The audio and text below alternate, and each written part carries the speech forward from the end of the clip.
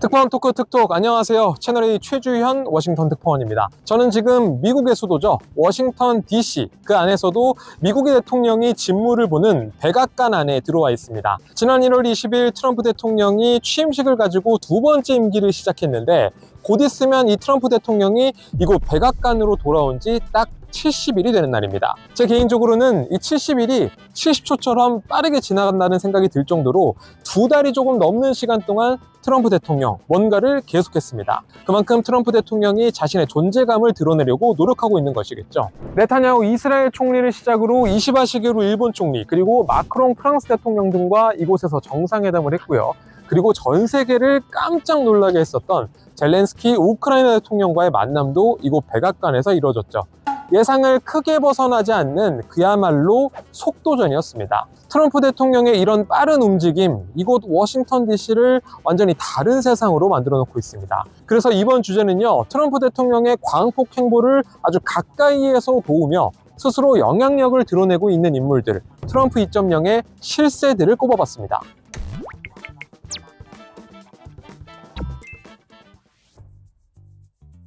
이 트럼프 대통령을 제외하고 백악관에서 가장 주목받고 있는 인물이 누구냐? 백악관 출입 기자들은 단연 이 사람을 뽑을 것 같습니다. 캐롤라인 레빗 백악관 대변인입니다. 일단 나이부터 입이 떡 벌어집니다. 1997년 8월생, 역대 최연소 백악관 대변인입니다.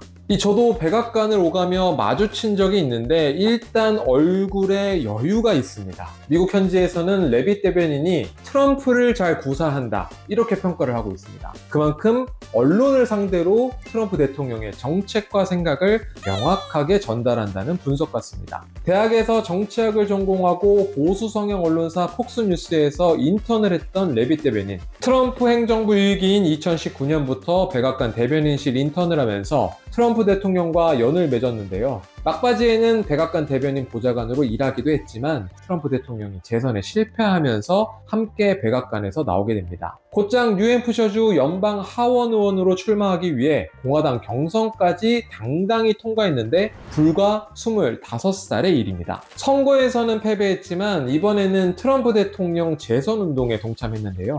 지난해 선거운동 기간 아이를 낳고 출산 휴가를 보내던 중 펜실베니아주 버틀러 유사장에서 트럼프 공화당 대선 후보를 대상으로 한 암살 미수 사건이 벌어졌죠. 그런데 여기서 결국 4일 만에 출산 휴가를 접고 캠프에 복귀합니다. 이후 백악관 대변인 자리를 꿰찬 뒤 백악관 기자실과 브리핑룸 분위기를 휘어잡는 것은 그렇게 어려운 일이 아니었습니다. 안 그래도 백악관 대변인 브리핑은 기자들로 항상 꽉 차거든요. 트럼프 대통령의 생각과 심리를 조금이라도 더 알고 싶은 기자들은 요즘 들어서 더 몰리고 있습니다. 평소 분주한 브리핑룸과 달리 한산한 모습도 여러분이 궁금하실 텐데, 이 레빗 대변인 입장에서는 일종의 앞마당이라고도 할 수 있는 브리핑룸은 백악관 서쪽에 있고요.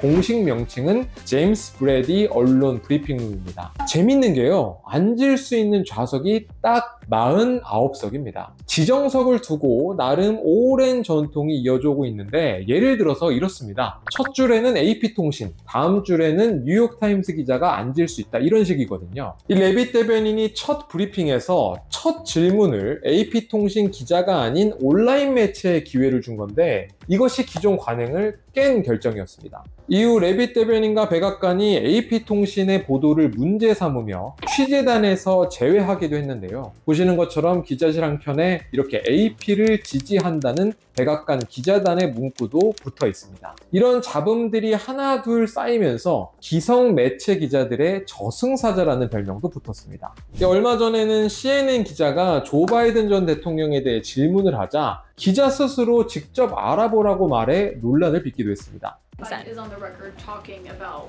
issuing preemptive pardons to these people. But was he aware of his signature being used on every single pardon? That's a question you should ask the Biden White House. Is there any evidence on that he wasn't aware of it? You're a reporter. You should find out. Sean. 이 트럼프 대통령이나 보수 지지자들 입장에서는 맹렬한 충성심과 정확한 메시지를 보내는 대변인일 수 있지만, 대규모 기성 매체들 입장에서는 긴장을 늦출 수 없는 트럼프의 입이 된 셈입니다.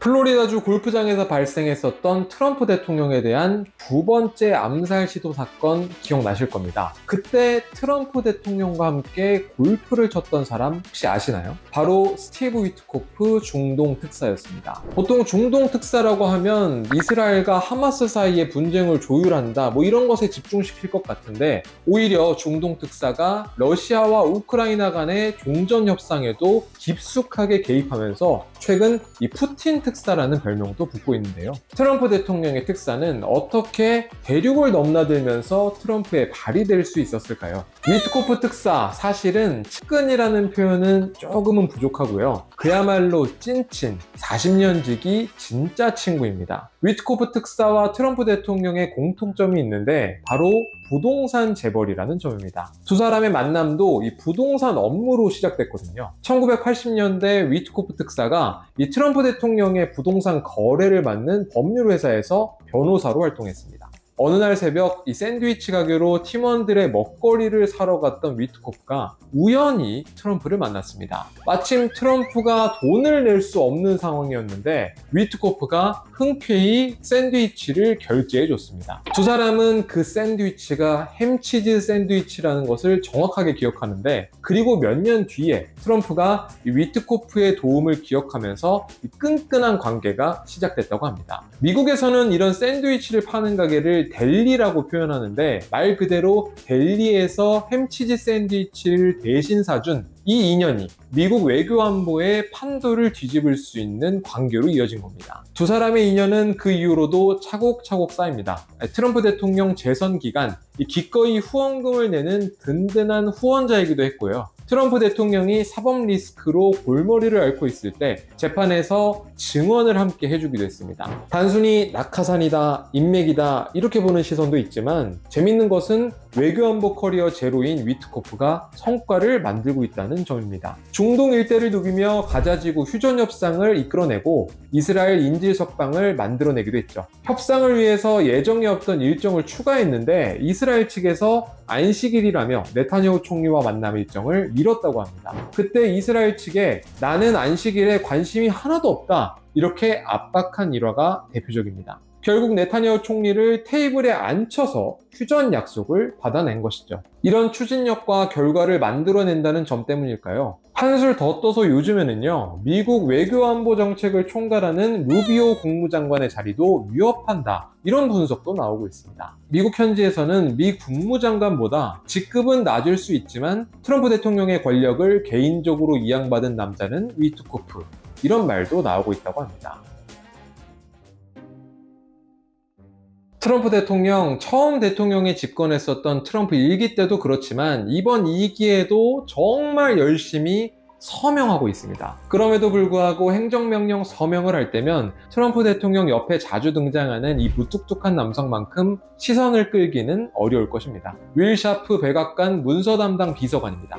미국 현지에서도 신 스틸러라는 말과 함께 도대체 누구인가? 이런 궁금증을 유발했습니다. 그 모습부터 흥미로웠는데요. 트럼프 대통령에게 어떤 내용인지를 간략하게 소개하거나 귓속말을 하곤 하는데 그 모습이 언론의 눈에 확 띈 거죠. 특히 2기 행정부 들어 트럼프 대통령이 행정명령 서명식과 동시에 자신의 입장을 밝히는 약식 기자회견을 진행하고 있는데 어쩌다 보니 이 트럼프 2기 백악관 참모 중에서 언론 노출 비중이 꽤 높은 편입니다. 그런데 문서 담당 비서관, 다소 생소하시죠? 이 자리는 간단하게 말하면 이 종이를 사용하는 대통령 주변 업무를 모두 총괄하는 자리입니다. 대통령에게 전달할 메모부터 핵심 정책 브리핑, 보고서 등을 도맡는데요. 얼마 전 트럼프 대통령이 머스크 아들이 코에 묻은 이물질을 묻혔다는 이유로 집무실 책상을 바꾸는 이슈가 있었는데 이 책상을 결단의 책상이라고 부르거든요. 이 결단의 책상에 어떤 문서가 언제 올라갈지를 결정하는 과정에도 이 샤프 비서관의 판단이 중요합니다. 무엇보다 백악관에서 진행될 연설에서 어떤 의견을 밝힐지, 대통령과 함께 조율해서 초안을 어떻게 작성할지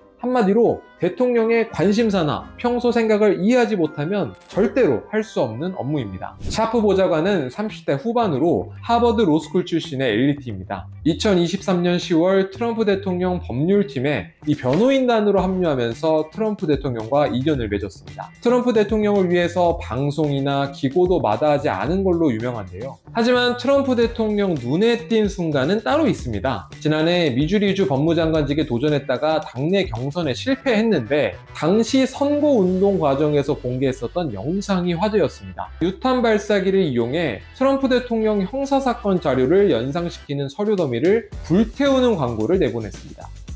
Joe Biden and his corrupt allies are wrecking our legal system, doing everything they can to stop President Trump and the MAGA agenda. It's time for a Missouri Attorney General who will return fire. Trump Attorney Will Scharf.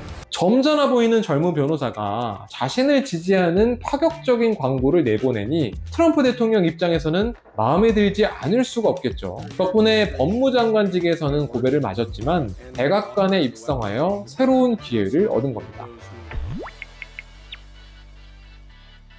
다시 한번 백악관에 돌아온 트럼프 대통령의 두 번째 백악관 라이프. 2차 세계대전에서 승리한 뒤 80년 동안 미국이 쌓아왔던 모든 시스템을 트럼프 대통령 한 사람이 흔들고 있다, 이런 평가가 나올 정도로 미국 현지에서는 예상대로 트럼프 대통령의 이 국정 운영을 두고 예측 불가하다, 이런 평가가 조금은 더 많이 나오고 있는 시기입니다. 제 개인적으로는 트럼프 대통령이 트럼프 일기에서 아쉬움을 갖고 있지 않냐, 이런 생각을 했습니다. 트럼프 행정부 일기에서는 이 풍부한 경험과 시야를 가진 이른바 어른의 축이 이 트럼프 대통령의 급발진을 진정시켰다면, 자신에게 주어진 두 번째 기회에서는 자신을 원톱으로 두고 이 나의 결단력에 좌고우면 없이 따라올 인재를 적극적으로 내세워 더 강하고 더 나은 미국을 만들고 싶다, 이런 의지가 느껴지는 요즘입니다. 우리나라 입장에서도 외교안보 현장에서 이 트럼프 사단을 마주할 수밖에 없는 만큼 당면한 위기이자 기회의 갈림길에서 그들에 대한 혼란과 관심이 동시에 쏠리는 것은 분명해 보입니다. 오늘 내용 재미있으셨나요? 다음 시간에는 이곳 미국에서 벌어지고 있는 다양한 이야기와 그 속에 감춰진 더 깊은 이야기를 모아서 찾아뵙겠습니다. 다음 시간까지 안녕!